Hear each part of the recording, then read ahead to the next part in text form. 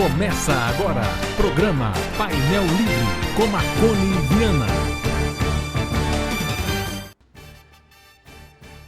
Olá, boa noite. Estamos começando mais um programa Painel Livre aqui pela TV Vale. Hoje vamos falar de política. Quem veio conversar com a gente é o senador Carlos Viana, que está em Diamantina.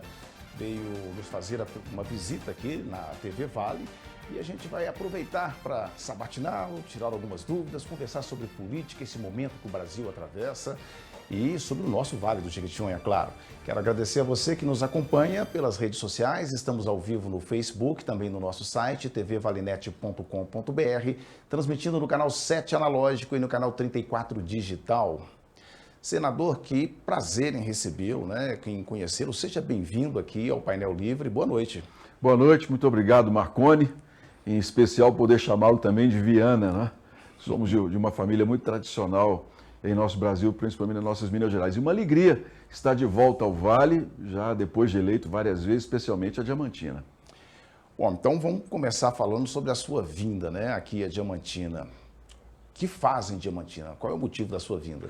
Bem, já depois de nos tornarmos senador, essa é a quarta vez que retorno à cidade. Em todas as outras visitas, eu sempre pratiquei muito o que gosto na política, que é me encontrar com as pessoas, ouvir as demandas e buscar as soluções em Brasília.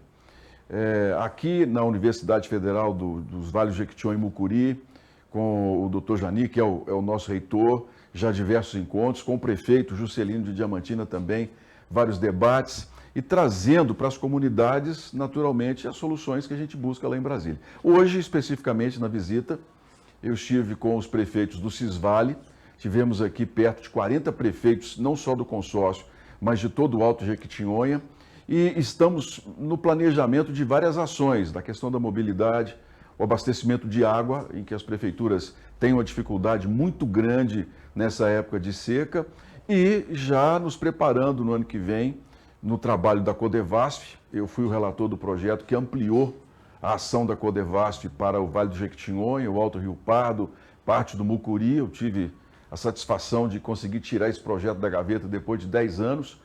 E pela primeira vez na história dos municípios do Jequitinhonha, nós conseguimos fazer a entrega dos equipamentos via orçamento da União diretamente para o trabalho na agricultura familiar e na manutenção das cidades. Coletor de lixos. Quer dizer, sempre que eu venho, eu trago as soluções que normalmente nos são levados os desafios para o Senado lá em Brasília. Senador, a sua região é qual que é? Eu sou nascido no leste do estado, numa cidade chamada Braúnas, cuja Diamantina tem até um queijo muito famoso que eu ganhei aqui, que era um queijo Braúnas. É uma madeira preta de lei muito usada no passado como dormente em linhas férreas.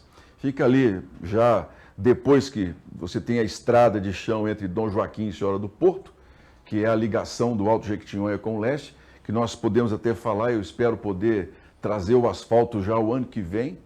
E Braúnas fica logo depois de Guanhães, é uma região lá beirando o Rio Santo Antônio. Mas fui criado mesmo, Marconi, na periferia de Belo Horizonte, em Contagem. Meu pai era funcionário da CEMIG e lá ali na região do bairro Industrial, quem mora por ali sabe bem, me abrigou até parte da adolescência e tenho uma lembrança muito boa daquele tempo lá em Contagem. Nós temos também uma localidade de Braúnas aqui na nossa região. Ah, né? Sim, eu não sabia. Talvez seja de lá o queijo, o então. Queijo, exatamente, onde estão produzindo um bom queijo. Parabéns. Mas eu te fiz a pergunta para te questionar sobre as diferenças. Sim. Sei que o senhor conhece bem o estado de Minas Gerais e qual a diferença ou semelhança que se vê entre a sua região e o Vale do Jequitinhonha? Olha, Marconi, essa é uma pergunta muito boa, porque num estado como Minas Gerais, 853 municípios, quando Guimarães Rosa, aqui pelos Sertões, escreveu que Minas são muitas, ele teve uma visão fundamental. Minas Gerais tem as regiões, cada uma delas com uma necessidade. Você tem, por exemplo, vamos começar pelo Triângulo. Hoje, as cooperativas do Triângulo me pedem internet via satélite, os programas do governo, para que eles possam acionar remotamente, né, os pivôs. Eles já estão num patamar de tecnologia agro impressionante. Quando você desce para a região sul, Santa Rita do Sapucaí, Itajubá, onde nós temos uma fábrica de helicópteros, temos uma Universidade Federal de Itajubá que é modelo na pesquisa, inclusive petrolífera, na questão do pré-sal. Eles pedem investimentos em tecnologia e pesquisa. Quando a gente caminha para o norte de Minas Gerais, o que nós precisamos lá? Barragens, na convivência com a seca, abastecimento de água, estradas, mobilidade para ligar o centro-oeste ao nordeste do estado. E temos conseguido fazer isso. Hoje o norte já se tornou a região com o maior número de investimentos no estado de Minas Gerais, por conta de todo o planejamento macro que nós já conseguimos implementar. Quando a gente vem para o Jequitinhonha, a semelhança é muito grande. Nós precisamos terminar a questão da mobilidade, a BR-367, Diamantina, Virgem da Lapa, que é a responsabilidade do governador, do governo do estado, precária. De Jacinto até Salto da Divisa, que é a responsabilidade federal, nós conseguimos o recurso, o dinheiro para que a obra seja feita. Há um compromisso de não deixarmos parar. Fiz um convite, o presidente Jair Bolsonaro foi até lá. Por quê? Nós precisamos dar ao Jequitinhonha uma saída para o Porto de Ilhéus. Isso pode tornar a fruticultura da região referência no Brasil.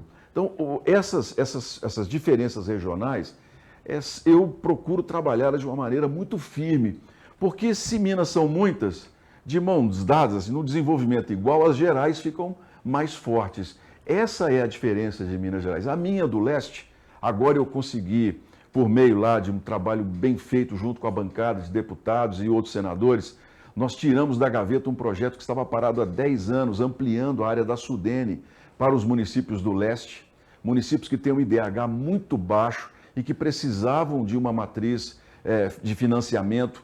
Nós tivemos um veto por parte da Presidência da República, do Ministério da Economia, derrubamos o veto e agora teremos mais 81 municípios de Minas Gerais que serão incorporados à Sudene. E com a duplicação da BR-381, eu tenho muita confiança de que a gente vai retirar esse atraso que ficou no isolamento daquela parte. E o Mucuri, que é uma região que me preocupa muito, porque é uma área de Minas Gerais que se mantém isolada e cujos os olhares da política sempre foram olhares muito distantes. Aos poucos, a gente vai abraçando cada uma delas, Marconi.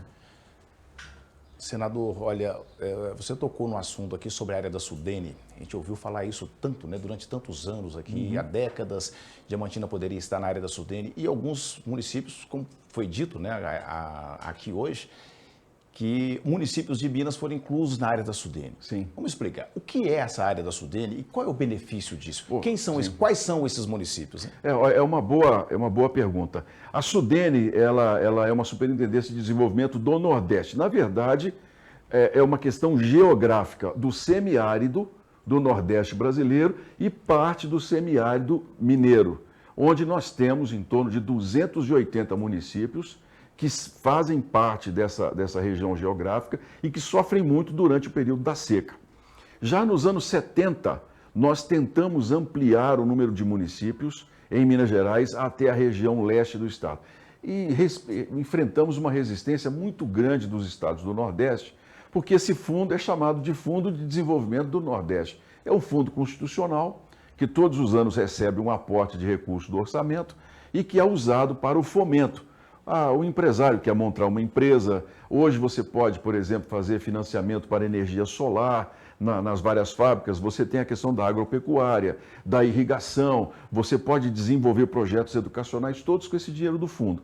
E os nordestinos diziam que quanto mais nós ampliássemos em Minas, menos dinheiro eles teriam para... Não é verdade.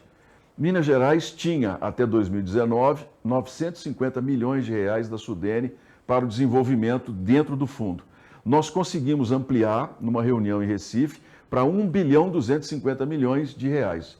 O que significa? Os municípios que hoje já existem, nós passaremos a ter 149, se não me falha a cabeça, dentro da área da Sudene, com os 81, ou 249, que chegarão agora com mais 81.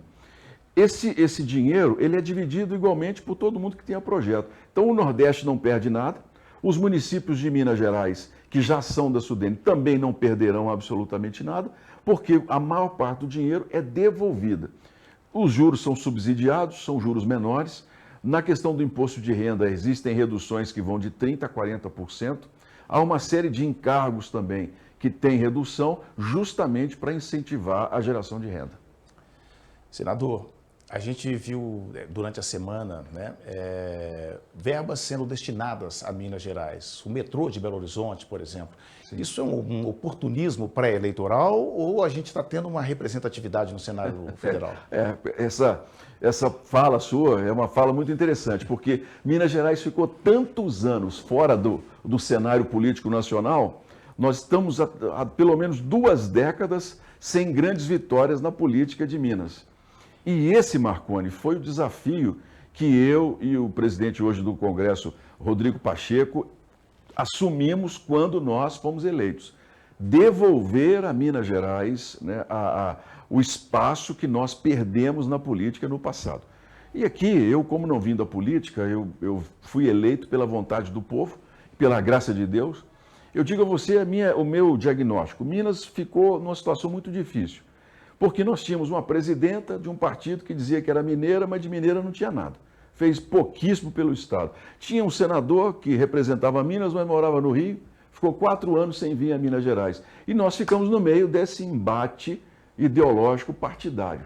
O resultado, as rodovias não foram duplicadas, o problema da seca ficou muito mais grave, Minas Gerais não conseguiu produzir de fato renda para as pessoas, nós perdemos posição na economia do Brasil, a nossa dívida explodiu.